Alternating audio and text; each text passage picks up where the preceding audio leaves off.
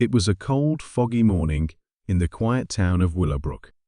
Detective Henry Grayson sat in his small office, sipping on a cup of steaming coffee.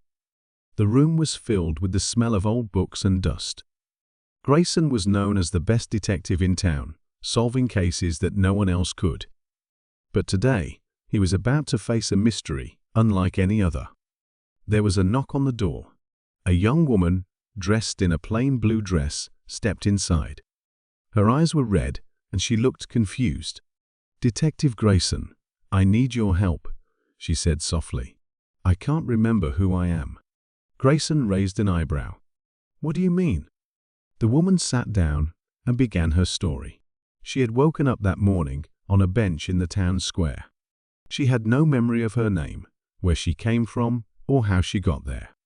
The only clue she had was a small, crumpled piece of paper in her pocket.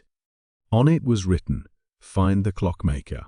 Grayson took the paper and examined it carefully. "A clockmaker, you say?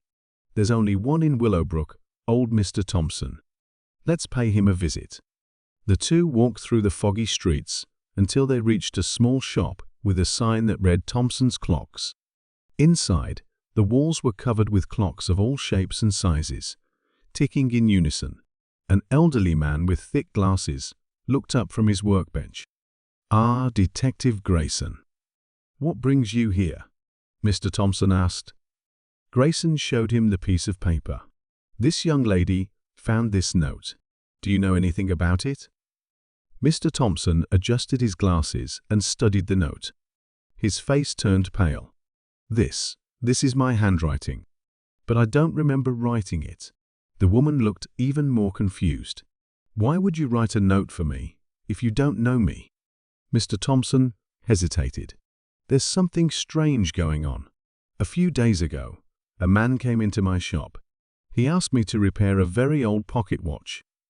But when I opened it, I found a small piece of paper inside. It had the same message, 'Find the clockmaker.' I thought it was odd, so I wrote it down on another piece of paper and put it back. But now, I can't remember who the man was or what he looked like." Grayson's eyes narrowed. "This is no ordinary case. Someone is playing games with our memories." The detective decided to investigate further. He asked the woman to describe anything she could remember, no matter how small. She closed her eyes and concentrated. "I remember a train station and a man in a black coat. He was holding a suitcase. That's all." Grayson nodded. "Let's start at the train station."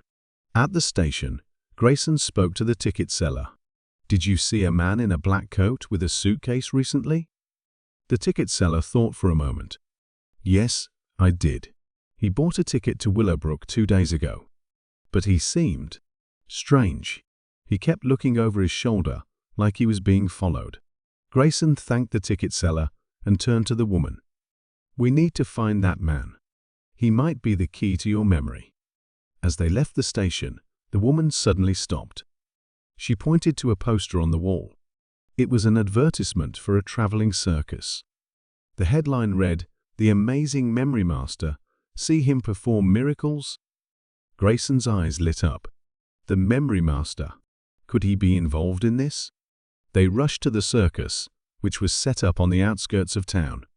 The Memory Master was a tall, thin man with a long mustache. When Grayson confronted him, the man laughed. "Ah, Detective Grayson. I was wondering when you'd show up. Yes, I know about the missing memories. But it's not my doing. I was hired to perform a memory trick for a wealthy client.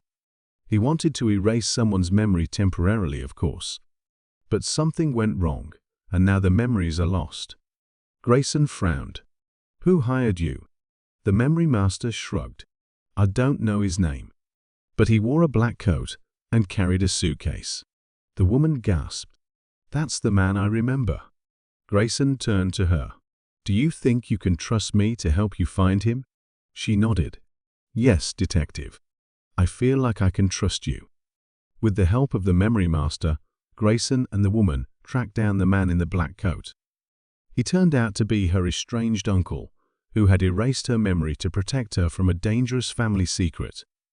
In the end, the woman's memory was restored and the mystery was solved. But Grayson couldn't shake the feeling that there were more secrets hidden in the foggy streets of Willowbrook. As he walked back to his office, he muttered to himself, "The missing memory. What a strange case indeed." And with that, Detective Grayson disappeared into the fog, ready for his next adventure.